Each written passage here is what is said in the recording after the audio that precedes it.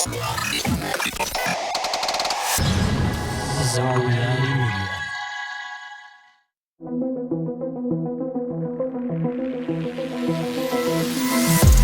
The reality we live in can be a very strange place. Most of the time, fact being stranger than fiction. How will we ever start to understand this reality we live in unless we question everything? Join me and a guest as we unravel the mysteries of this reality, one topic at a time. This is Inquiries of Our Reality with Shayn Jones.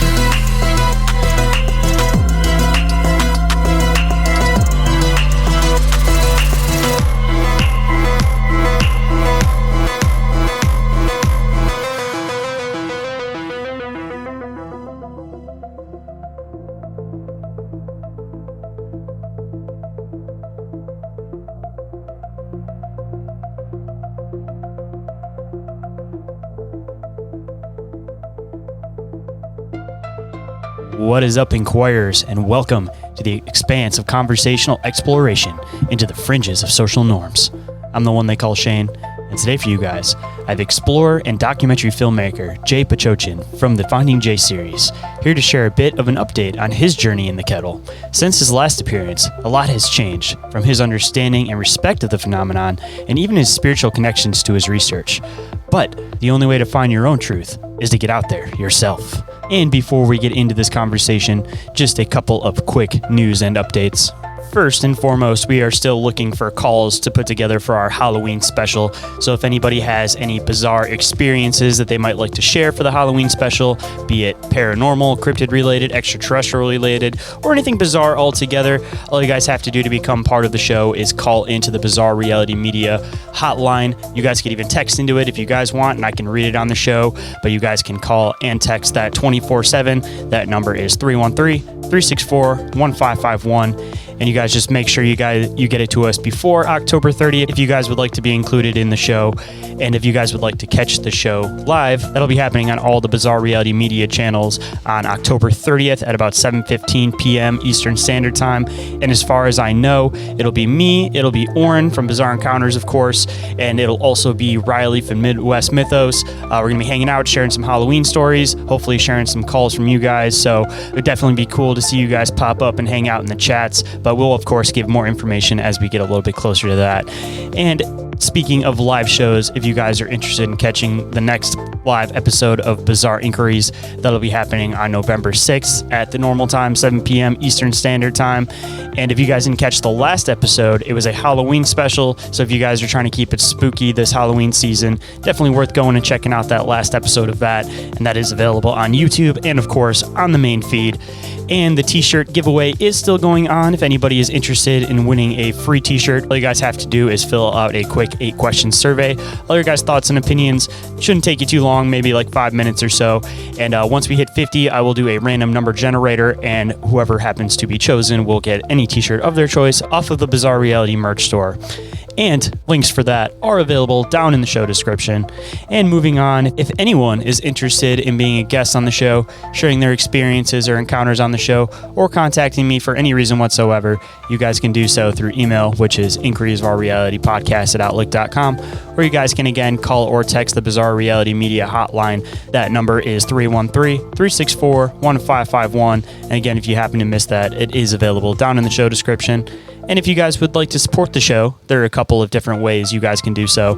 First and foremost, you guys can go and check out the Bizarre Reality Media Patreon with 2 tiers available, ad-free/early access and full access. And with full access, you guys will get all the video content, the 0.5 episodes, all that kind of cool stuff. And the 0.5 episodes are full episodes, so definitely worth going and checking out. And if you guys want to see what it's all about, there are 7-day free trials available over there. And you guys can also go and check out the Bizarre Reality Media merch store with t-shirts just $15.68 plus shipping. Pick up something really cool for yourselves this spooky season. There's a lot of different designs you guys could definitely wear while walking around trick-or-treating with the kids. And if you guys find what I do worth value, you guys can always go and donate to the show directly, which I definitely appreciate. Goes towards getting me some energy drinks to keep me up through the night to be able to edit these episodes for you guys. And last but not least, you guys can go and check out the affiliate links for Dimension Devices and Sticker Mule with some additional discounts and credits available for you guys. And I know times are tough out there, but if you guys would like to support the show in some other ways, you guys could always leave a review for the show on any podcatcher you guys happen to use. And once I find it, I will read it on the show and give you guys a big shout out. You guys could also go and follow the show on Instagram, TikTok, and Facebook. You guys could share the show directly, word of mouth, to a friend, or maybe even somebody you hate, as long as they listen to the show. I don't really care. And you guys could always go and catch the shows live and get some additional video content over on the Bizarre Reality Media YouTube, Rumble, and Twitch channels. And you guys could also go and check out my other show, Bizarre Encounters with Shayn Orin. A lot of the same stuff we talk about on this show, but like I usually say, done in a little bit of a different format because a lot of the show is us deep diving. Definitely have some guests over there, but the majority of the show is our research. And every single thing that I mention is all available in the link tree, which is available down in the show description. And with that, let's get into the show.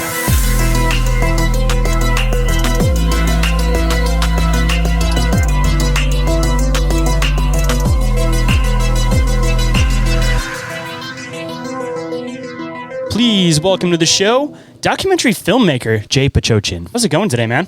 Hey, doing good, Shane. Thanks for having me on again. It's been, a couple of years? Yeah, way too long, man. It's one of those things that we used to talk almost every single day, and then you just kind of get busy with life, and you unfortunately end up losing track of each other for a little bit. But it's always a good thing when you end up coming back around. That's what's important, is that you don't fully forget about each other. No, exactly. I know. That's what we're doing all the time. Always texting, seeing how you're doing, and then you're right. All of a sudden, it just seems like, you just kind of move on with life a bit. But you know what? We've always stayed connected, even through Messenger. So that's been awesome.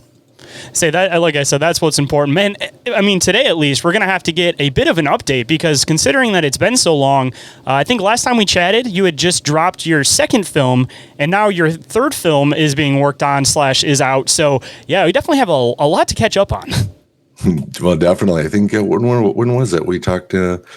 Was Beyond the Kettle, Finding J2 came out. So that was several years ago. And part 3 of the Kettle Connection just literally dropped at the end of August. But right now it's not streaming anywhere. It's available on Blu-ray. But I am working diligently trying to get this to stream again. So I guess before we get into your newest film, and of course I got a trailer that we got set up so that people can kind of get some of the idea of what you got going on in the newest film. But since it's been so long since you've been on the show, you definitely got to update people on who you are, just in case we got some new listeners. So I guess for first things first, I want you to let the listeners know a little bit about you and a little bit about what you do. Well, my name is Jay Bachochin. I am of sound mind. Basically, I am a truth seeker, and a lot of people know me as the Bigfoot guy because I'm out in the woods, but my passion has gone back as far as the later 70s with UFOs. Just fascinated by that, trying to catch up on everything about that. I knew about Bigfoot and all the other legendary creatures out there, but it wasn't until probably when Ghost Hunters or Taps came out on Sci-Fi Channel back in the 2000s, I always thought, hey, you know what, this is a really cool reality show, but how much of this is real? And that's when I started my own, me and my wife started our own paranormal group called Wisconsin Paranormal Investigators. And my tagline or my mission statement was hunt the truth. Not literally, obviously. We're not going out with, proton packs or anything like that. As fun as that would be, though. I'll tell you what, it would be cool just to hear the sound, just to power it on. Until you cross the reds, that's where the problem starts. Yeah, no, but it was more trying to find that, hey, you know what, reality TV is TV, which also goes back to, anything that we watch, how much of it is real? And I really began to seek the truth with the ghost of the paranormal phenomenon. And we did that for several years with the team. I think we had a team of almost 10 at one point. But like every good rock band, there's a revolving door of different, bass players, or using metaphors here, obviously, that it finally just kind of pittered out a little bit, because it was more not me personally trying to find the quest, but now all of a sudden, you're going to these events, you're these ghost hunting guys or whatever, but everybody wasn't. Everything got saturated. But you know what? Right here in Wisconsin, I thought, I'm still into UFOs, still into different cryptids. I'm sure everybody has heard of the Beast of Bray Road in Elkhorn, Wisconsin. That was dated, and a lot of books written by the late, great Linda Godfrey. And actually became friends with her while I was still ghost hunting at some events that we met in Chicago. So we really became friends on that. And so I really kind of started doing legend tripping more so than the whole ghost hunting group, because it was right in my backyard. I didn't have to wait for somebody to call in for an investigation or go out that way. And, while doing that, we kind of stumbled into the Kettle Moraine. And at this point, I'm still thinking of the Beast of Bray Road. What is the Beast of Bray Road? 7-foot upright canine, almost werewolf, but not actually a werewolf changing with clothes, but an actual upright canine that has terrorized so many people, so many accounts, that even the police department had a file folder that said werewolf on it.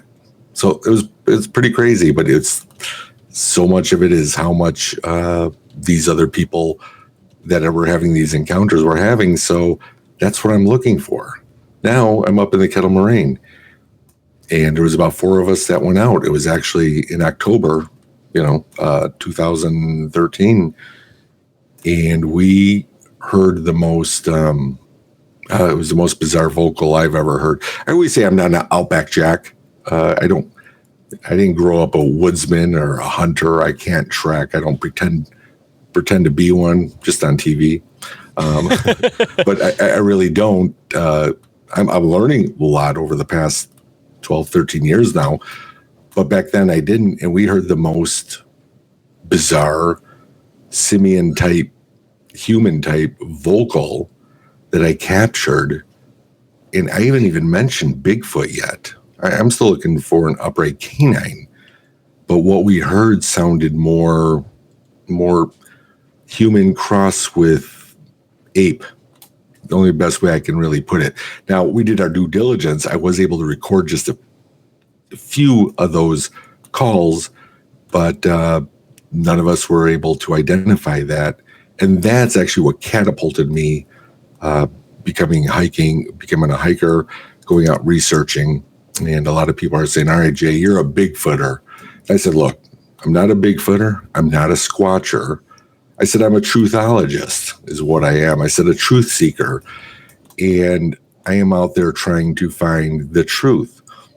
And, that's kind of what brought into my first film, Finding Jay, which both Finding Jay and Finding Jay 2, Beyond the Kettle, are streaming on Prime currently. So you could definitely check those out.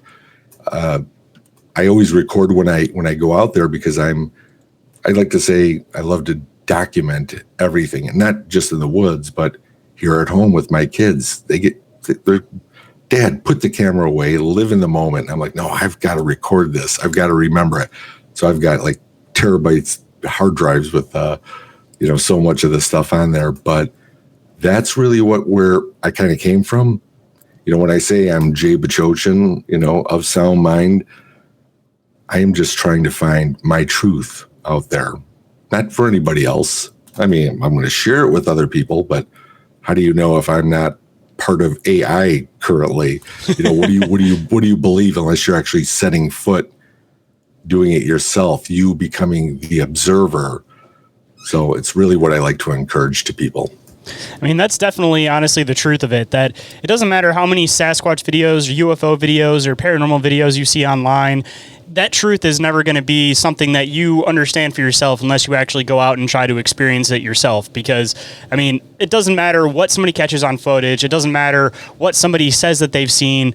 You know, there's always going to be a grain of salt in the back of people's minds with it, that they're always going to question it. And the only way that you're ever going to not question it is if you're actually in that situation. And a lot of the time when you're in those situations, you still question them, but it's a matter of trying to get rid of anything that seems like a likely possibility before you get into something strange. But once you start seeing like eyes that are reflecting back, they're about 8 foot high, you start seeing these big barefoot prints in the middle of the woods where there's nobody else at. I mean, there's certain things that just can't quite be explained. And again, even if you take pictures of those, there's always going to be people that are going to try to discredit it. So find your own truth, man. I can't get that point across enough. No, exactly. And Shayn, you know, you're 100% right. Even if you and I went out into the woods and we were back to back out there and you happen to see something and I turn around and you're like, man, I was right there. I would still say, you know what, you're credible, and I believe you.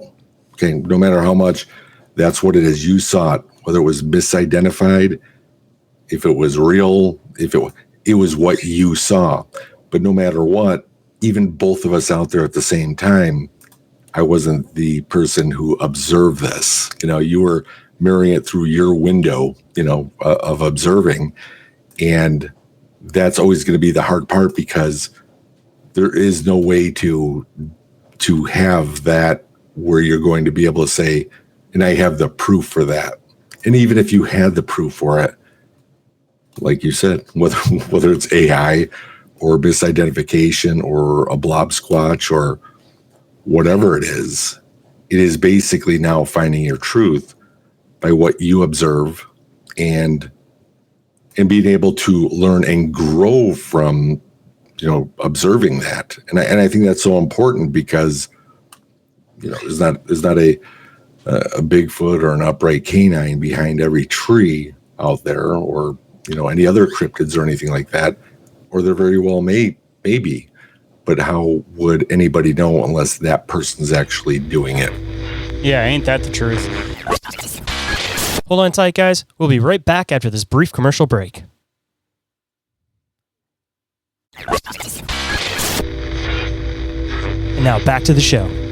And of course, as you go along this journey of discovering the unknown, the hard to discover, of course, your mind kind of shifts. And everybody who's been a long-time listener to the show has seen where I've come to where I've been now. And I'm sure you've had the same thing happen in your documentaries. So before we start getting into the third one, I'd kind of like to know some of your mindset as far as where you were with the first one, the second one, and then kind of leading into the third one, and where your like belief system kind of sits with what you're experiencing out there, and what you possibly think it could be or be because of. Yeah, and I mean it's a great question, and I believe that in this field or any field, we need to be open and learn and grow instead of staying stagnant. That's my number one, because like I said, you know, I've heard about Bigfoot. I saw the Patterson Gimlin film on Mysterious Monsters movie. I think my dad took me to, like in 1974, 75. You know, I was a wee young lad then, so I knew about it. But, you know, at the same time, you know, you're kind of going through life, and everything that you saw regarding Bigfoot was always a Jack Link's commercial or something funny, or Bigfoot or Sasquatch was always the butt end of a joke. So I didn't pay too much to that. I know a lot of people say, I've been following Bigfoot for 25 years, 30 years, 40 years, whatever. I really didn't. And that's my honest truth. Even in October of 2013, I heard what I heard, and I still didn't believe that's what it was. But that's what catapulted me into researching the kettle moraine in Wisconsin a lot more. And as I did, I have found the classic prints. I've had rocks thrown at me. All this is in my first film, and I still thought that that's exactly what it was. I thought we're just talking about the flesh and blood ape-like man that we haven't caught up with yet, but is out there. And that's how I first started in 2013, 2014. It probably wasn't until 2016. A lot of people were actually coming to me, telling me it could be different things. And my good friend Michelle Diener, when we first met, and she's in the paranormal, and she said, "Well, Jay, maybe it's not just a flesh and blood ape." And I'm like, I don't want to hear any of that. It is just a flesh and blood ape that we haven't caught up with. It's not a ghost. It's not jumping through portals. It's not a time jumper. It's none of these things. But certain things have happened that made me think a little bit different. And one of them, which is actually in my second film, is catching a thermal peeking behind a tree. And whatever was peeking on this tree was going from left to right on both sides of the tree. And after looking at how wide that tree was, after we did our investigation afterwards during the day, there's a very wide oak. And whatever was there was going back left and right, is catching on thermal. And just as it disappeared right in front of our eyes, here comes this orb that just kind of is almost right in front of us and just does this arc, nice slow arc right in front of us, and almost goes out of sight, and then a loud crash in the trees. And right then, I was piecing it all together right then and there. I was like, wait, I just saw a flesh and blood ape man, maybe, don't know. But whatever it was peeking on both sides of the tree. And just as it stopped right from that spot, here comes this orb of light. And it wasn't in the background. It wasn't in the horizon. It wasn't through the tree. It was right in front of us. And, just did this big arc until you couldn't see it anymore. And then you heard a loud crash over there. And I thought, okay, this physical being just turned into a ball of light to evade us, and evaded us, and became its physical flesh and blood again. And that's the loud crash we heard. I'm just saying there's different things that make you start to open up a little bit and think differently, because I was the observer. I saw it happen. I didn't just hear about it. You can go on YouTube all day long and hear about cloaking and time, time jumping or interdimensional, everything like that. But at this point, it was like, you know what? I really don't know. And I don't proclaim to know what it is, because if you're in a really old house and you hear a creak, it's got to be a ghost. If you're, outside in a wide openness at night and you see something zoom by, it's got to be a UFO and aliens. And if you're out in the woods, every crack's going to be a Bigfoot. And I was trying to kind of get away from that's exactly what it was. But that's where I've kind of evolved all the way down this line. And you were asking, what do I think it is? Well, obviously I don't know.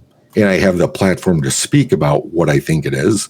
And again, who am I? I don't have the PhD and all the letters after my name of studying it for the scientific base. But at this point, I look at this more as faith. I follow Jesus. I follow the Bible.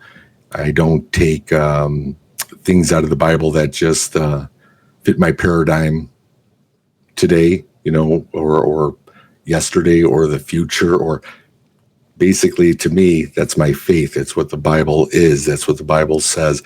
I looked at Jesus as being a flesh and blood being with supernatural abilities. He was still a man, was still Son of God in a flesh body, but was able to do these miracles or the supernatural. And I don't say paranormal, I say supernatural, something that's beyond that. So why couldn't some of what we're looking at Bigfoot being the same thing? I'm not saying Bigfoot's the son of God or anything like that, but we've heard way early on in Genesis that there were fallen angels, and they mated with the women. They had offspring called the Nephilim. We hear that a lot. That's always slung around, that these giants are Nephilim that are out there. Again, I don't know, but I kind of lean towards something that has a longer lifespan than what we think. Bigfoot could be, a lot of times people see it and say, well, it's a juvenile. That's the male. He's probably about 80 or 90 years old. But maybe we're not thinking outside the box. If biblically, Noah's son of Noah's Ark, was 800 years old, I don't think that was a misprint, in my opinion. And if that's the case, what if some of these beings of what Sasquatch is actually have that longevity of their life? And that's why they don't need to populate like we do, because we have a shorter lifespan, or why we never really find the bones or anything like that.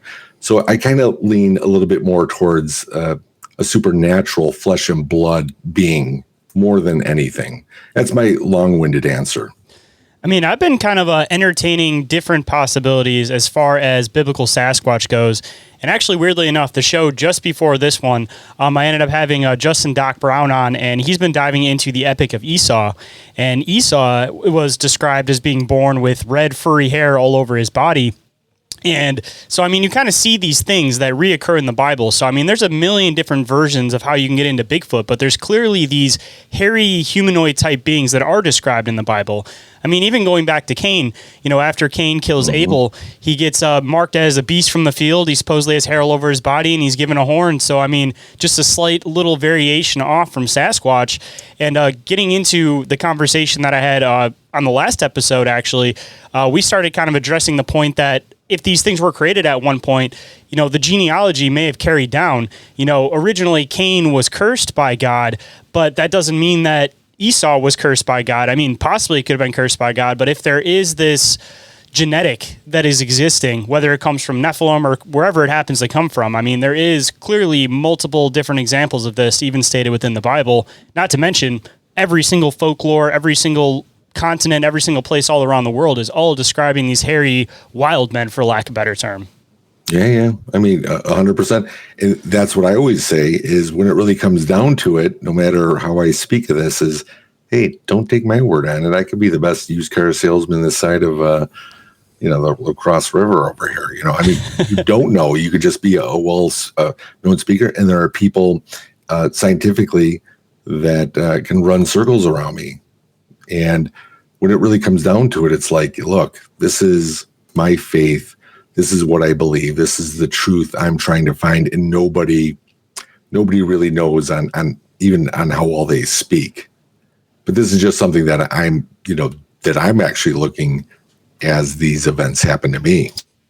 So just out of curiosity, of course, with like the first film, I don't think you really go too heavy into like the biblical connections with Bigfoot or anything. But in the third movie, are you kind of starting to kind of address some of these things within the film? Yeah, actually, it's kind of funny because in the first film, I don't think you ever hear me say that it's Bigfoot. And I did that deliberately because it's one of those things I didn't want to shove down people's throats because that's what Jay thinks it is. Just because stones were thrown at them, it was Bigfoot or whatever. I do address a lot more of my journey, I should say, between the second and third, because I was really fascinated by finding these single feathers in the middle of the path. Now you're in the woods, so come on, that's a no-brainer. There's birds that are going to leave their feathers around. However, on this journey, as I'm walking, every 75 yards, I'd find a very similar type feather in the middle of the path. And by the fourth one, that really made me scratch my head that they were spaced out like that. And these feathers were left behind almost like Hansel and Gretel. And I really wasn't thinking Bigfoot was leaving me feathers, but it did make me think a little bit more deeper of the Native American ties that has with the kettle moraine. Again, I focus everything within the state of Wisconsin, within the kettle moraine. I don't really, people are always saying, well, why don't you go here, there, and research there? It's like, you know what? I don't have my answers here. I feel like I'm getting closer, and every time I get closer, it just gets further and further away. Then I think I'm getting closer, and my mind shifts, and I try different things, and it still just keeps going further and further away. But, after finding those feathers, I really wanted to start learning about more of the Native American ways. And it was good that I have a friend, Kim, that I've met. Actually, it was through social media, and we became really good friends. And she's actually a student within the Ojibwe Native American. But she was able to connect me with some of her other people that she's connected with. And so I've talked to Ho Chunk Elder, a Potawatomi Elder, and yeah, so it was more just trying to kind of learn that of what the approach would be about the feathers. And the best answer I got from his name was Skip. He was an elder, and actually he passed away 2 years ago. But we were only on the phone. I was actually going to see if I could interview him for my third film, and that really wasn't going to happen. He was a little bit older, and but we did have like a good hour and a half discussion, and that hour and a half discussion really changed my life, because I did ask him about these feathers. There had to be a connection between those feathers that I found and what I'm doing, and it was the best answer ever, because he said, "The feathers, Jay, that's for you to find out." And I'm like, wait. Okay, what kind of answer is that? I wanted the holy grail of something, to be able to do that. But now I know what he meant. And I went on that journey of learning that. Now, again, I've got my Christian values. I follow Christ. And, at the same time, when you're looking at on how the Native Americans were, because they seemed in their history, harmony with Bigfoot, Sasquatch, whatever was out there. They were almost, they worked hand in hand. And of course, what happened then? What broke that away? I felt like I was getting close, but just like anybody who's going to go out in the woods, I think there is a certain golden rule to keep us separated, not being able to find, like my first film, I'd always say that after a while, I felt like I was never going to find Bigfoot, but Bigfoot would find me. And that's where the title Finding Jay came from, was a Bigfoot perspective. So when I'm going out there now and trying to apply some of these native ways and the respect to the woods has really changed kind of who I am and how I respect of what's out there. There's many times that now I'm going out there without, I call it going out unplugged, no body cam, no audio, and just going out there for that connection, maybe that contact when I go out there. So that's currently where I'm at now, and you'll see a lot of that in my third film. Inquiries of Our Reality will be right back after this brief commercial break, so stay tuned. And now back to the show. Well, I guess without further ado, we might as well get into this trailer for the third film before we get even more into the third film. All right, let me bring this up here. All right.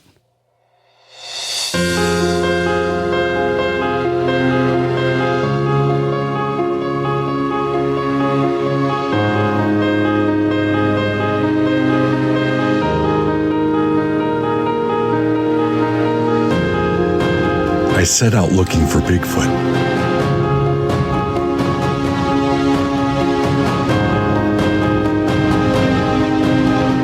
Chasing footprints, wood knocks, and shadows in the trees.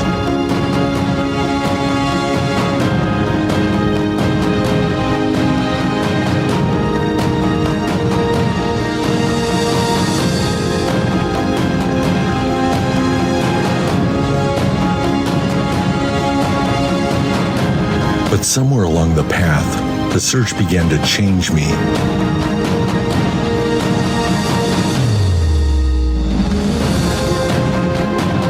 I I stopped looking for something and started listening. The woods began to speak, not in words, but in moments, in signs, in silence. I came here searching for a legend, but instead found a living world full of wonder and wisdom.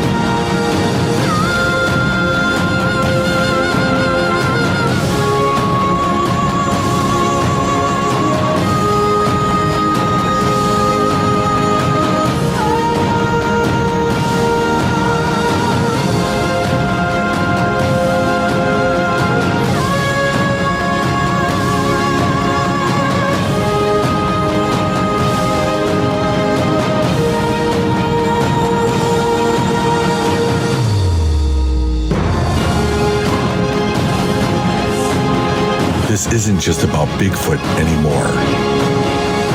It's about the connection to the forest, to the past, and to something greater than ourselves.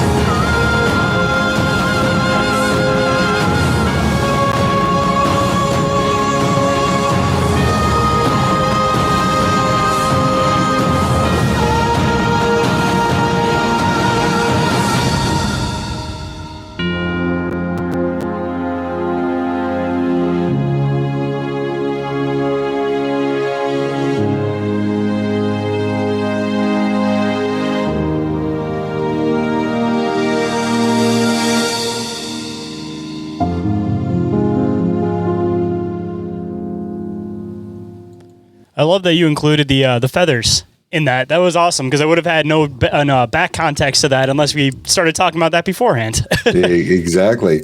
And that's actually what, made me catapult to, evolve into what I'm doing now and my approach by it. And like I said, the elder Skip kind of sent me on a journey, on my own journey, and I didn't even know he was doing that, because I'm applying this hour-and-a-half conversation that ultimately changed how I go out and approach the woods now. I mean, it's so different. I thought I had respect before, but there's so much of a greater respect when I'm out there and when we're away from these cameras and, everything that we have, technologies, our phones and everything. And once you're out there and you approach it in a different way with that respect, it's a grand feeling, and that's just it's what I enjoy doing. Whether I come across a Bigfoot or not, it is the journey, just being out there. That's what I always say about squatching is half the time, more than half the time, you're probably not going to have any luck. So you got to make sure you enjoy the journey and just enjoy being out in the woods in the first place. Yeah, but as a continuation of that, man, I enjoy the fact that it seems like, just since I started my podcast and I started squatching and everything, the methods on how people are going about going out in the woods and doing this stuff has completely changed. It's kind of built up where, back in the 70s, back in the 60s, that's when all the camera stuff really started, where people were trying to make sure they got everything recorded. And we kind of had this build-up moment where it was like the equipment got more and more and more complex and people were going out there fully lugged out. And then all of a sudden, it seems like the past year and a half, I think you were one of the first. They kind of mentioned the idea about sitting out there with a red light and not necessarily calling out to them or anything, but letting them come into you. And it seems like everybody's slowly starting to do this new method of less cameras, less actually trying to call into them. They're doing things where everybody's just kind of sitting around, hanging out, and kind of keeping eyes out on the distance with like thermo if they do bring minimal equipment. Like you were kind of mentioning earlier in the show, I think that part of it, one, is the fact that it seems like you get better results because I think that these things are aware of these technologies. I mean, you put trail cams up, all that type of stuff. I mean, they have smells, you can see the lights and everything coming out of them. But on top of that, these things, they're more drawn into, I guess, people just like hanging out. Like they're curious. They're curious creatures. So when you're out there and you're actually trying to chase these things, that's why you're never actually running into them, is because you're literally chasing these things away from you. But if you're actually sitting down and you're giving them something to be curious about, these things are actually starting to come in and people are really starting to have experiences. And like I was trying to say a second ago, like you were mentioning earlier in the show, it doesn't matter what footage you get, it doesn't matter what evidence you get, there's always going to be people that are not going to believe it. They're going to do everything that they possibly can to discredit it. So I think people are getting back into that time where if you believe, you believe. If you have faith in it, you have faith in it. And if you're going to go out there and experience it, you're going to experience it for yourself, and you're not trying to prove it to anybody anymore. I mean, if you happen to catch some good footage in the process of it, it's one thing, but it seems like people aren't necessarily making that the priority anymore. It's becoming about the experience. No, 100%. And the thing is, when I tell people to find their truth, or encourage them, I should say, they can encourage it to say Bigfoot is nothing more than a hoax. Jesus and the Bible's, the best adult Christmas story fantasy. Everybody's going to find their truth in what they're looking for, and they should be able to do that and to be able to go out there. I just look at it by saying, look, I'm just Jay, just this crazy guy from Wisconsin who has a passion of truth seeking. Like I said, I never call it Bigfooting. I never call it squatching. I call it hiking with observation, and just hanging with friends. Even though I am going out for a certain reason, you're right. No matter what you catch, you're not going to convince everybody of what you believe in. I can't convince people about Jesus. I can't convince people about Bigfoot or anything else. So this all comes down to me. And when we go out there, my approach is like you said, when you're bringing minimal equipment, and believe me, I've put up tripods with infrared binoculars. But I think all I'm doing is creating a repellent, a barrier all the way around me if I do stuff like that. Why do I feel that way? Because all of a sudden I had more respect for what was out there. And I don't mean my friendly, forest friend coming out, let's play a flute together or anything like that. And I mean, who knows? I'm joking now, but I could be that way in 5 years. I don't know. But if the journey takes you there, I mean. Well, that's what I'm saying. But at the same time, it's almost that respect that I have. If they are around us and they want to make themselves known, the best thing to do would be is what we do. I no longer just hike anymore. Like I used to hike the couple miles or whatever every couple weeks. But now I found what I call a fishing hole. You go to where you're going to find. This is where you're just going to fish, right? And it literally is. You go out there, you're relaxing, bring out some camping chairs, and as you were saying, you're going to enjoy, being out there and just enjoy that. But I really think it is what we have deep within us of that respect, I believe, or that openness that I believe, I believe that will bring them in. And when I say them, I really don't know if it's just Bigfoot, because once you see this part 3 of the film, you're going to be amazed at the different things that we're finding out there that just, I don't want to say it was Bigfoot behavior. It's almost, you could almost go paranormal, or I don't know. But the thing is, these things happen and they get captured, and when I capture them, when I'm around different people, that just makes what I captured more compelling, even though we don't know what it is. But there is something that I look at, what the elder Skip told me. I said, this is what I'm looking for, about Bigfoot. He knows all about Bigfoot and Sasquatch. But he goes, Jay, the woods is more than just Bigfoot. It's more than just Bigfoot. You're just looking at one little piece of what the living woods is. And he wasn't meaning that, just because the trees are alive, that makes it living, because there's rabbits and foxes and whatever deer running around. That's not what it makes it living. Everything has a spirit. And again, I'm like, whoa, hold on. I believe in Jesus. Don't tell me about no tree having a spirit. But everything does. And I think it's more of a connection. That's actually where the kettle connection comes from, is I feel so connected to these woods, not to Bigfoot. Bigfoot could be a part of that, but I feel connected overall to these grand woods. I mean, it's God's creation. I mean, no matter what way you kind of want to view it, I mean, it's one of God's most complex creations to make nature work in the way that it does. So, I mean, of course it has spirit to it, even if you want to view it from the point that it has the Holy Spirit involved in it, because, again, it's one of God's creations. Yeah, that's well said, because that's what I say when I'm out there. When I'm out there, I said, this is our Heavenly Father's creation right here. We're in it. And has created everything, whether you want to call it good, bad, or indifferent, when things just kind of happen. But whatever it is, the creation is right here. So it is getting more into that part of being a part of nature and just absorbing that and respecting it.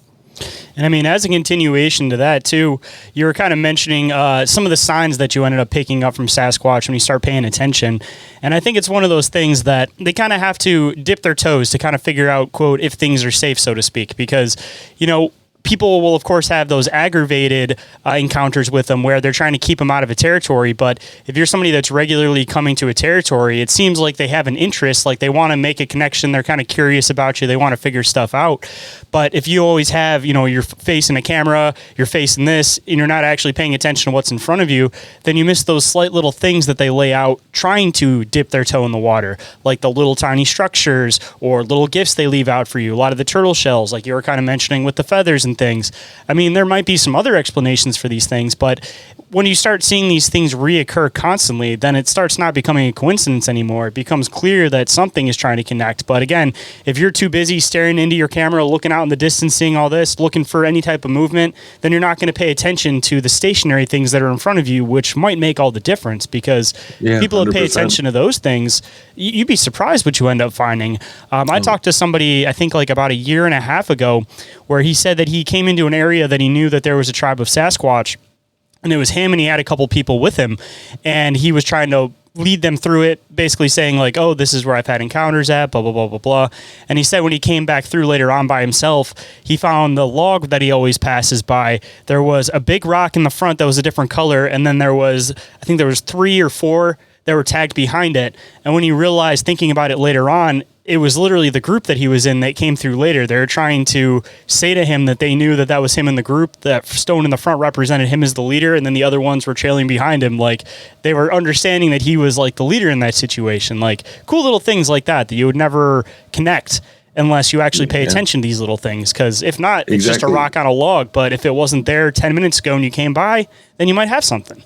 But that's just it, you know, because science is not absolute. I mean, science is always learning, opening it up and trying that. And I get that. And I believe we do need the science in these studies as well.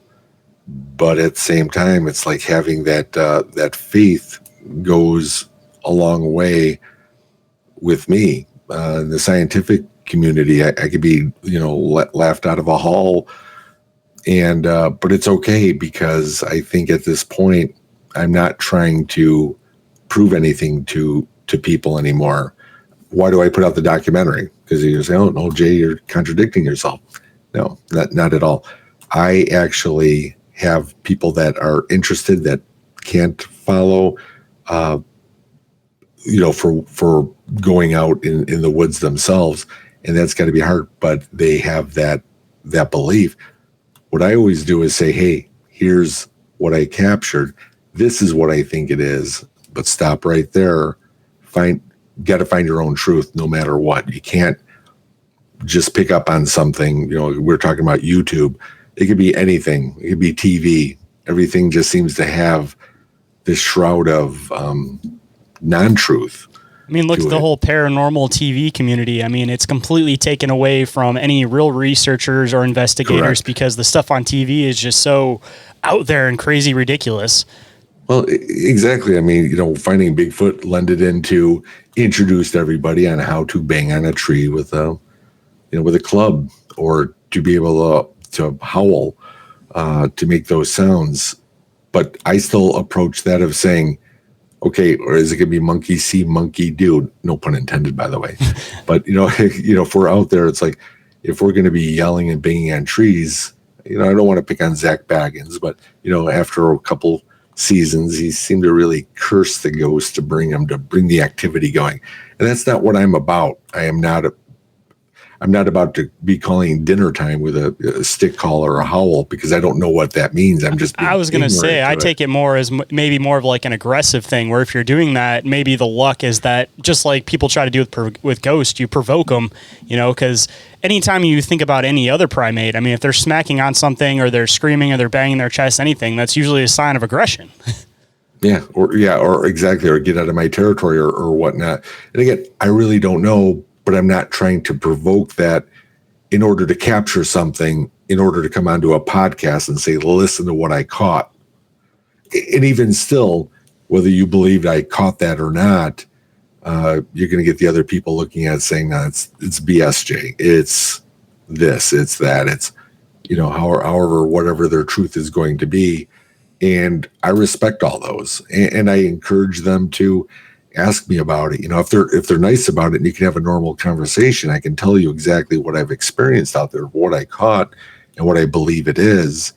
Nobody really knows. And even some of these other things that you'll see in part 3 of my film will just blow you away. I still don't know what it is though, but it's there and it's captured and it's long recorded, not just a quick, or something blurry or anything like that.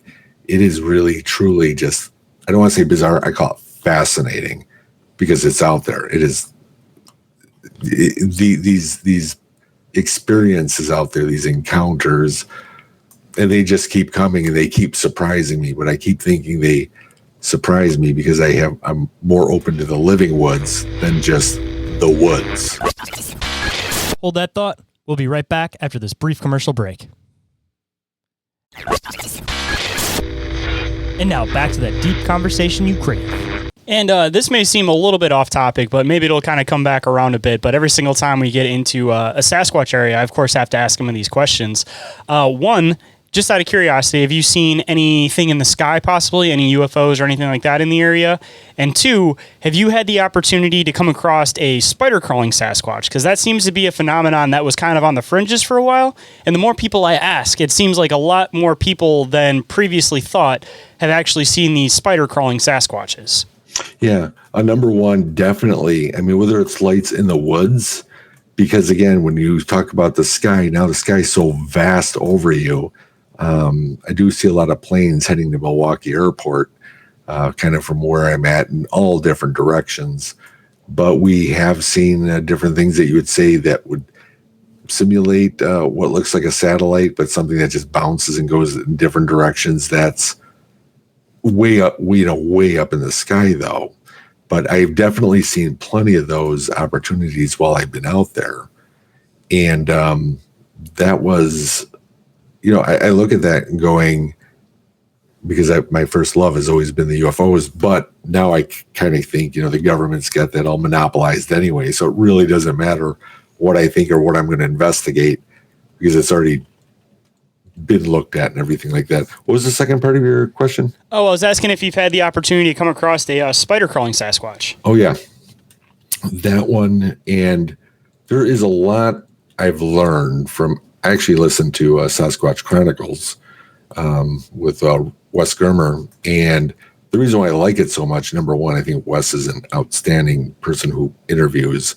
It's one of the reasons why I listen to it, because it's not like a constant interruption. He just lets the people talk. And I've heard so many different things I've never known about it. When I first started doing this, I never knew that Bigfoot could go on all fours, like crawl like that or move like that, until I had a sighting. And it was at night, but moon, and it was in January. So the forest floor and the kettle was just all white. There it is, crowd. Yeah. I just wanted to throw that one in there because he's a good friend of the show, John Reiners. He was obviously a semi-frequent guest on Sasquatch Chronicles, but as far as I know, he's the only person so far who's taken the time to write a book specifically on the spider crawl. Right. And the thing is that I think I've heard about that as well, listening to those episodes. But I never knew that. So you're asking me, did I ever have an experience like that? There was one there was one time, we go low red lights or no lights, and we get the ambient of the sky, even if it's not a full moon. And, when people say that you see something blacker than the black that you're looking in front of you, like the trees, the silhouette of the trees, or even the ground, you can almost see the ground, but you can't because it's too dark. There was this one time, it was 2016, where I saw like this big black mass really low to me. I mean, right in front of us and moving. And I didn't know what it was. I thought maybe it was like a cougar or something like that. But the way it was moving, and it actually, and thinking about it now, it's kind of made me freeze up a little bit, because it's like, you notice it and it's like right there. You're just like, what's that? It's almost like you can't move. But then you turn the lights on and there's nothing there, not even something as a misidentification of something big and dark, and black, that's crawling on the forest floor. But I believe now, after hearing so many encounters of them being able to do that I believe that was, again, I'm going to go on a limb here, but I really do believe that was possible army crawling up. That's the only thing I can really think of. I mean, I definitely think that there's a lot of plausibility behind it, being that it seems like they use a lot of like military tactic to evade people. And of course, one of the things I'm sure that they would know, considering that they're a humanoid creature, is the fact that when you're in the woods and you're looking for something, your eyesight is completely staying straight and you're moving for things that are moving in the distance that are about your eye level.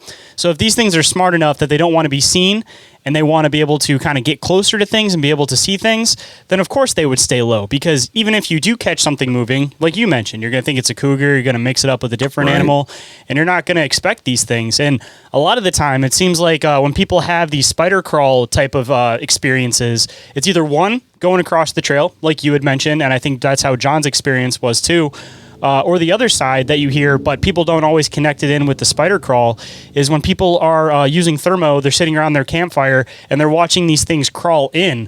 I mean, they usually refer to it as like crawling, but the way that I see it, essentially, I think that's the same thing. That's the spider crawl. That's what they're doing when they're trying to come up and check something out without drawing attention to themselves, rather than, if they're in a good spot a little bit farther back, of course, they're going to do the tree peak. They're going to do the back and forth, kind of like how you would do looking through a fence. But if they're trying to get closer, best possible scenario, I think, is to get low to the ground. And even on top of that, I mean, if they're aware of the fact that some people carry firearms, it's a lot harder to hit something that's low to the ground than something that's a full target right in front of you. So, I mean, it might even be for their safety when they start getting close. No, exactly. And like you were saying about using the military tactics, definitely, because there's a lot of times that when there's something that you're hearing that you're going over here, don't be looking that way. It's going on behind you. It's all the distraction. It's all the movement. But at the same time, you really got to think about this, that if these beings are anywhere from 500 to 1,000 pounds, let's say, how are they moving without making a sound? And those are some of the things that really fascinate me, because you're talking about the way they could move and peek and duck in and go low to evade things. But there could be times where you're using thermal or infrared and you are not catching anything, and something's right there. So I think it's something that just even evades the spectrum of light of infrared or thermal of the heat, that these things are, like I said, something that they're moving around, that you're finding that you're one footprint or several footprints, and all of a sudden, they're just not there anymore. There's nowhere for it to go. So people think they go through a portal or something, but who knows? And, sometimes I've always used a levitation, even physically being able to just kind of walk on the ground without making a sound, because we know a squirrel, if it's jumping through the woods, sounds like a rhinoceros, when it's that quiet out there. So I can't even begin to, fathom about how something that large could even just take a slight movement without making a sound in a silence, deafening woods. It doesn't compute with me. That shouldn't be. that's where I go with the more the supernatural approach. I mean, even kind of mentioning that too, I always get back to the idea about some of these apex predators. Like if they're not moving in the woods, you're not able to catch these things. Like even jaguars, these bright, beautiful colored animals, like you're not going to catch them if they don't want you to see them. So when these things go silent, they just disappear. I mean, I always, of course, entertain the paranormal aspect to it, but I often wonder if it's a matter of they're just literally standing still and people aren't catching any movement, because if these things are covered in hair, they got like the darker color, if they're standing next to a tree, they might blend directly in, and even trying to evade some stuff too. I mean, I've heard of some people like you're kind of mentioning that they hear a bunch of sounds, but they don't catch anything on thermo. Considering these things clearly use some type of like military tactics, yeah, I'm curious if they might even potentially like cover themselves in mud for the sake of camouflage, stick some moss, all that kind of stuff in it, or even completely cover themselves in mud that's wet to make sure that they might be able to kind of mask their heat signature a little bit. Because I'm sure that if you have big, thick hair and you have that stuff caked enough with mud, there's probably a good possibility, as long as it's wet, you might be able to hide your heat. Well, definitely. Another thing that you'll see in the third is literally never in a million years would I think I would have seen what the predator looked like. But 2023 in January, probably close to like 9 a.m, I saw something move. Now I can't tell you what that was cloaked, but my oldest daughter, who was out with me, is seeing something over my shoulder. We're on a trail past within the tree line. She's seeing it. She's seeing this. And I'm like, she goes, it's right there, and I'm like, where? There's so many trees, but she is honed in on it. I handed her my phone, hit record. I said, don't even take your eyes off it. I'm going to hand you the phone. You pick up the phone and just start recording, and as she's doing this, I'm still not seeing what she's seeing, but my eyes come forward to the tree line right where the trail meets. And I saw what looked like either Harry Potter or Frodo in a cloak.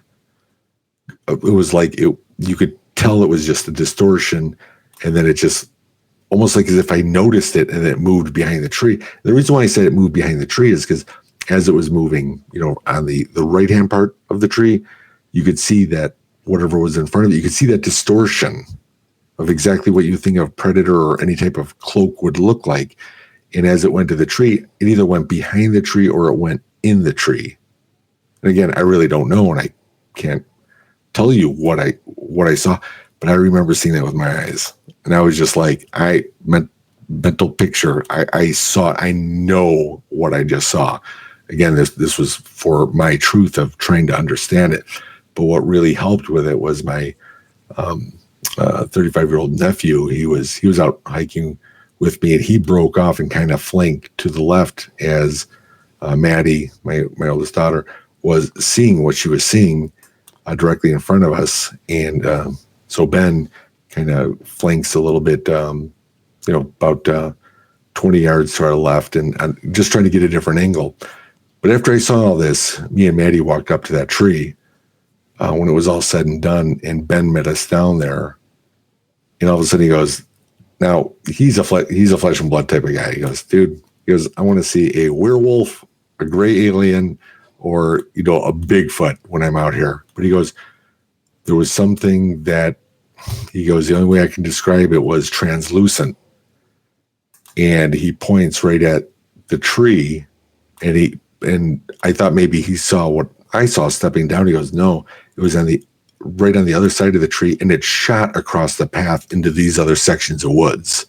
And he said it moved so fast, he saw the whole distortion move, not a sound, nothing, not even a stick break or anything like that. So again, it's like, what is it? People talk about Bigfoot cloaks. Well, maybe other things cloak out there that we're not seeing. But it's not just cloaking, because if it was just cloaked and it was going through the brush or whatever, it should be making sound, just like an invisible ghost or something, just, but you can't see it. This moved through things, but you could still see the distortion of what it was. A paranormal person would say that is a ghost. All right, well, maybe it is. I don't know, but it was definitely one of my highlights, because people can see things at night, but when you see things during the day and you see videos about cloaking and you've seen the movie Predator and the way it looked, it was fascinating. The Glimmerman phenomenon is one of the most interesting, in my opinion, of like the phenomenons that are really, really starting to get talked about now. And I never quite know what direction to go in with it, because of course there's always this link that people see it around Sasquatch stuff. So there's clearly something with it with Sasquatch, but people also just happen to see these things randomly in the woods, even without Sasquatch or anything in the area. So, I definitely entertain the possibility that, maybe this is Sasquatch. It might be some type of cloaking. Maybe it's some other type of creature that might be out in the woods, or even the other possibility, because I like to kind of connect stuff in with some possible government connection, real world type of connections. I've often wondered if these things are some type of like a biosuit, for lack of a better term, that for whatever purpose they might have, maybe they're out there trying to do research on Sasquatch, because of course, if there's something like that, the government is definitely going to do some research on it, because they do a lot of obscure, weird work out there. Or on the other side of it, maybe they're just trying to test these suits out around people to see if they potentially work. But a lot of the time with these things, people kind of just get that glimmer movement. So it's kind of hard to tell exactly like the size of these things, because, it'd be a big difference if it's, a 5-6 foot person versus an 8 to 10 foot Sasquatch. But at least with your experience, did you get a chance to kind of tell possibly like a range of height for this thing?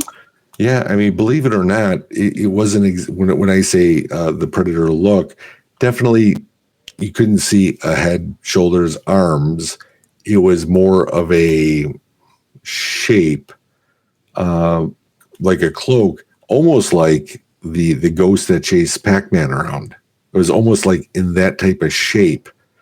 And I would say the best height guesstimate from when I went down there couldn't have been more than 5 feet, maybe 5 feet. Because it almost seemed like I was taller, but then again, we were kind of on a pitch. But when I went down there and I was trying to do my best guess of where it was from that angle, it didn't seem monstrously big, but it just seemed just kind of like this. It's funny because me and Ben were calling it, because he actually said, he goes, it almost looked like the Pac-Man ghost that's chased Pac-Man. And that was weird because from what I saw, it was kind of like the same thing. I didn't really think of Pac-Man ghost. I thought of Frodo in a cloak. It's just wider than it was. But definitely it was not monstrously tall or big. Maybe it was a little bit wide, because I could actually say from that distance that it was more wider than it was taller. So if I was going to say wider, I would say it was closer to 3.5, 4 feet wide, but it wasn't monstrously tall. So I'm 6 foot, so it almost seemed like it was a foot shorter than me in just the way the shape was. But like I said, it was the coolest thing, because here my daughter is focusing on within the tree line of the trail, and she's seeing it. And even till this day, when you watch it, it's not that we put a red circle around it in the film, but Steve Coles out of New York actually kind of broke it down to kind of help you focus a little bit more of what was captured. And from what she was seeing, from what I saw, and from what Ben saw, it was kind of like, wow, we started 5 a.m, and here it was, getting a little, mid-morning or whatever. And it was just like, that was the coolest thing I think I've ever seen in the day like that. Well, that's not even true. I would say it's the second greatest thing, because I did have a sighting. It was a good year. It ended in March in 2023, which I have in the film as well. It was just, I could get into that part of it too, but I know we were talking about the cloaking part. But definitely the cloaking part was something that I have no idea what it was, because people say it was a Bigfoot cloak. I'm like, hey, I didn't see a cloak. I didn't see it on cloak. I just saw it step behind a tree. Maybe it didn't even step. It floated behind a tree. I don't know. Maybe it went into the tree, and then it came out of the tree, and that's what Ben saw. I don't know. Inquiries of All Reality will return after this quick commercial break. And we are back. So let's hop right in. So I would definitely love to get into that other experience, but before we do that, just a couple of quick questions I want to ask about this one, because I don't think I've actually had the opportunity to ask this, or I have completely forgotten to ask this. Considering that you've had a Glimmerman encounter, did it give you any type of particular like feeling? Like, did you feel dread? Did you feel fear? Did you feel, I don't know, any particular feeling from this thing? Yeah, no. I mean, and again, sometimes it goes with if you're out in the woods and it's dark, you have a certain feeling. If you're just out there by yourself during the day and you see this, it might give you a different alone feeling.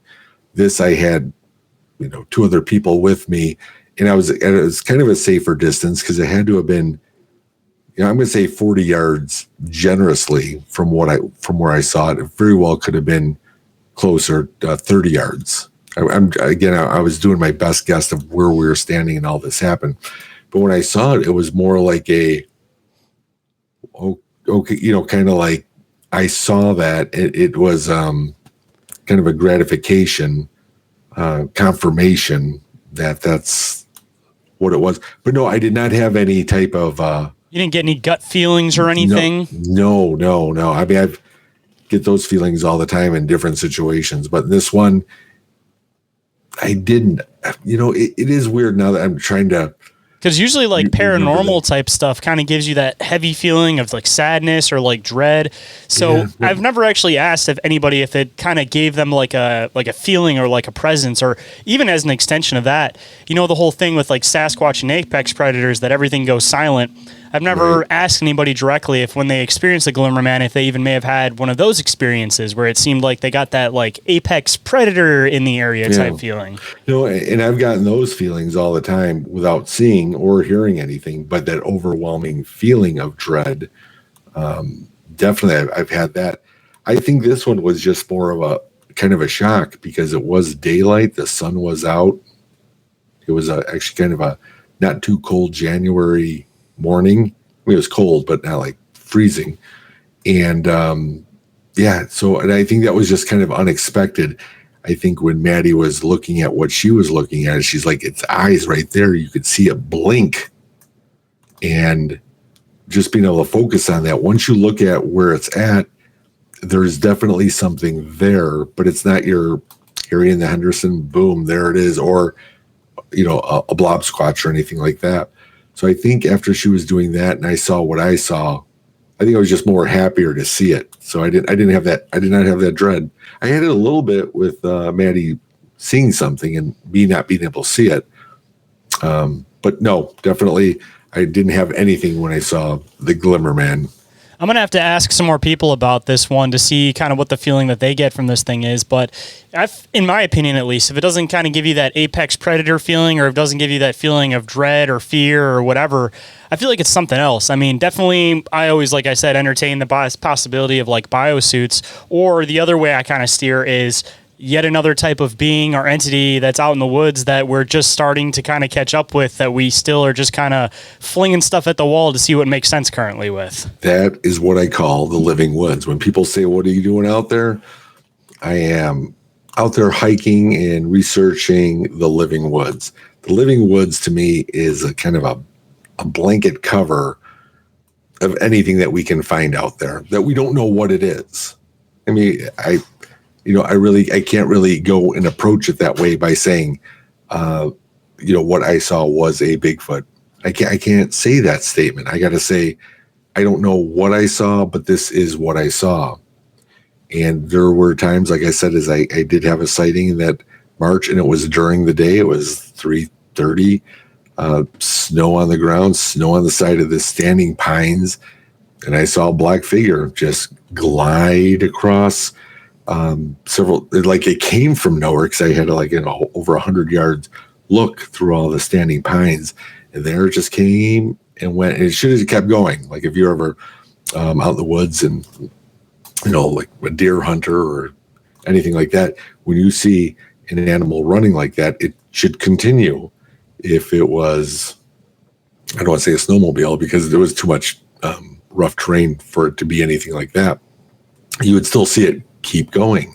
Even if it came from nowhere, you would still see it go somewhere if you were fixated on it.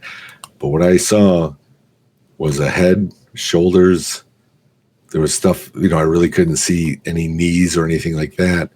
But it was the coolest thing because it glided, almost as if somebody just put one of those Bigfoot cutouts out there and then just pulled it on strings. And it just kind of, and it just didn't keep going. It just disappeared behind these standing pines. But there's so much space there that I still feel like I should have seen it go or anywhere. It disappeared.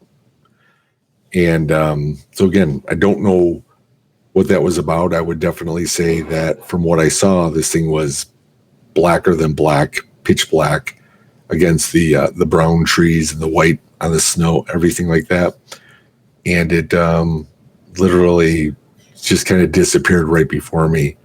But then you're asking me what kind of feeling I had there. Was just gratitude. It was grateful. This is everything that was my 10th year of doing that in 2023. And everything that I worked up to of my research, my documentation, my films, everything, all that just kind of went out the window. I saw it. See, that's what it seems like when people finally get that experience, that it's something for you, not for everybody to see. And a lot of the time when people really get that experience, it's always when they're not recording, when they're not expecting it. And it almost kind of seems like, in a weird way, it's like the Sasquatch's gift to you is that they want to give you some validity to what you're thinking. Sometimes I even wonder if, I had an experience that I think I told you about a long time ago, where I went through the woods, went down by this creek, middle of nowhere, nobody around, 3 o'clock in the morning, come back, and there's a giant barefoot footprint across my footprint, and there was nobody else out there. So I felt like that was almost like, it could be seen as a military tactic, like they're trying to say I'm in the area and try to scare you without saying it directly. But on the other side, it could just be a simple gift, like, you're almost there, you're getting there, we're out here, just a matter of paying attention to the details. Exactly. You wonder about that. And I agree exactly with what you said, is that I think it's meant for just you or just me, whoever the observer is out there. And I wanted to shout it to the world. Of course, I wear a body cam, but I don't put GoPros all over my head and get every direction, and because I'm not really about that. The body cam is more captured for my documentation of while I'm out there. And of course, my head is turned, my torso is still this way. So I always say it's the cosmic joke that I didn't capture what I would have seen, because I definitely would have captured it if I was looking that way. However, maybe it wasn't meant for the world to see. It was just meant for me to be able to at least share this, to share my encounter. Or to at least know that you're on the right track and you actually got something. And again, you're never going to prove anything to anybody else, but at least you can prove it to yourself. And that all your time, effort, all of that hasn't been for nothing if you at least get that one chance to actually catch a sight of these things. Exactly. I mean, how many people get to see them? You think if you go on to podcasts and you hear people's encounters, then take that little bit of percentage of saying how many people want to believe in this, or maybe they're on the fence of this, but they're just not out there. And I really think that's the whole due diligence is getting out there. People are always saying, it's funny because I'll always be like, no, I just go out and hike. You can call me a Squatcher or a Bigfooter all you want. I'm just going out to hike and to observe the living woods. And that's where I'm at today. I'm just finding Jay, simply and surely. Yeah, exactly. And before we get into the words of wisdom and we get into all your links and all of that fun stuff, since we're talking about the documentary in particular, where can people find this documentary at if they want to come and find it? And also, where can people find 1 and 2 if they want to watch them all in order? Yeah, right now, if you go to my website, jbachochin.com, I actually have my films for sale on Blu-ray only. And I know that seems outdated, but there's a lot of times when people want to buy something. Now you can buy it if you stream, but if you ever lose that app or anything like that, you've lost that film forever. I'm old school. I think if I'm going to want something tangible, I would get that. So you can find my all 3 films on jbachochin.com. 2 of my films currently are on Amazon Prime Video and Paraflix. there you go. Lucky enough, if you get a physical copy, you can get a cool signature like this one in the corner, like in my copy of the Blu-ray of Finding Jay. That is awesome. Yeah, I've got plenty here. When you're doing this, you're not going to make $1 million. I don't do this to get rich, because trust me, I don't. I think I spend more time making it, producing the Blu-rays, than what I get in return. But that's okay, because I'm really all about finding the truth and being able to encourage people to also find their truth as well. Well, that's where you can find it. So Amazon Prime, 2 films, Paraflix, 2 there as well. Trying to get the third one on Prime, but it's difficult. It's not as easy as what people think it is. It's not like uploading to YouTube, saying, here you go, here's a free thing to watch. So I'm trying to get that, because Prime does reach a lot more people, wider. I think that was originally where I found you in the first place. I think I found your very first documentary on Prime, and then that's how I ended up contacting you in the first place. Yeah. So I know exactly, that's the history of it. So that's where you'd find everything. Hold on tight, guys. This is our last break, so stay tuned. And we are back to the show. So let's hop right in. And also, before we get into links, if you're going to bestow any words of wisdom on the listeners today, other than the awesome messages that you've been kind of spatting throughout the whole conversation, what might it be today? Well, this is going to sound like I rehearsed it, but I haven't. There's approximately 8 billion people in the world, and everyone has their own individual truth. So you got to go out and discover for yourself to find your truth. And that's something that I really like to encourage, because, like I said, people don't know me from Adam. I'm not on TV. I'm not a celebrity. I am just a guy in Wisconsin who's trying to find his truth as well, but be able to share that and encourage others to go out and find their truth, whether it's in the woods or just in everyday life. The way I always look at it is, I always say, find your truth. Ain't that the truth, to say the least, man? Because we live in a world where there's so much information out there that you can find something that will be a pro for something or something that'll be a con for something. So at the end of the day, it's all about what makes sense to you and what you feel in your gut, because I say it all the time on the show too. Your gut feeling goes a long way. So follow whatever you think is true to you and whatever makes the most sense to you, because there's just so much information out there. There's stuff that's going to push you in a million different directions. So just follow what's true to your gut and true to yourself. It's called discernment. Just know it. Just be open to it and find it. And I believe if you try to find your truth, you're going to seek it. You're going to find it. You're going to grab it. You're going to say, I almost sounded like Tommy Boy there for a second with the sale. Oh, I was almost thinking like Bill Murray at the end of Scrooged, where he's talking about, finding inner peace. Well, no, but I mean, and that's exactly what it is, because that's right. You can't believe everything that you hear, not even my own voice. So therefore, I'm not trying to shove anything down about my opinions, and you have to believe in what I'm talking about. Find yours first, then we'll talk about it. Right, Shayn? Just like as you go along, you will find your truth. Oh, yeah. And if anybody wanted to possibly contact you, share some Sasquatch experiences, find you on social media, any of that kind of stuff, where can people come and find you at? Yeah, and actually, through the website, you can actually find me. I do have, really, I'm not social media crazy. I used to be, but I mean, right now, it is literally Facebook and actually TikTok as well. That's another good platform that I like to use to be able to either show shorts or anything like that, or to keep people up to date of what's going on my hikes or anything like that. But that's the best way. You can email me through the website as well, and I do answer everyone. I'm grateful for anybody who messages me or anything. I will definitely give you my time and my replies. Well, speaking of time, man, I'm really glad that you gave me yours. I'm glad that we're able to reconnect for another conversation. And for any of the listeners that enjoyed this conversation, I know that you are going to be making an appearance on my other show, Bizarre Encounters, very soon. So maybe we can continue on a bit over there. And for anybody that may not have heard our first conversation on this show, maybe they can go and check out that one and get a little bit more of the framework on you. Yeah, that'd be great. And hopefully we'll have to go sooner rather than later next time, man, because I definitely don't want to go another 2 years without having a conversation with you, man.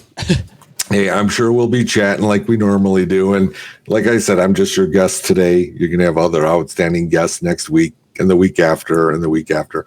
So you know what? That is the best part of it, is just trying to keep in touch the best we can. We all have busy lives. We all have families. We're all trying to, manage this wacky world that sometimes doesn't even seem real anymore. But, that's what we're trying to do. So I'll definitely stay in touch with you, Shayn. Oh, yeah, I appreciate it, man. At the end of the day, man, you got to have faith. That's what it all comes down to. Absolutely. Have faith. If anyone would like to get in touch with me for any reason whatsoever, you guys can do so through email, which is inquiriesofourealitypodcast@outlook.com, or through social media. Instagram, Facebook, and TikTok are the ones that I'm the most active on. You can also get a hold of me through the submission form, which is available up at the top of the link tree, and that will go directly to my email. And lastly, you guys can get a hold of me through the hotline. You guys can call or text that 24/7, and that number is 313-364-1551. And every single thing that I mentioned is all available on the link tree, which is available down in the show description. And with that, hope you guys enjoyed the conversation. Hope today's show has connected some dots in your own reality. And I'll catch you guys on the next one. Have a good night, everybody. Reality isn't what it seems. Abductees taking aboard a craft with a tractor beam. Is life a simulation or an astral dream? Aliens travel through black holes in different galaxies. Life is a bizarre odyssey, with a mic talking about philosophy. Well, Bigfoot is stalking campers as a Wendigo walks through the woods of sharpened antlers, using a Ouija board to talk to the dead like a necromancer. There's so many questions and not enough answers. So if you're interested in mysteries and abnormalities, tune in and listen to Inquiries of Our Reality. So if you're interested in mysteries and abnormalities, tune in and listen to Inquiries of Our Reality.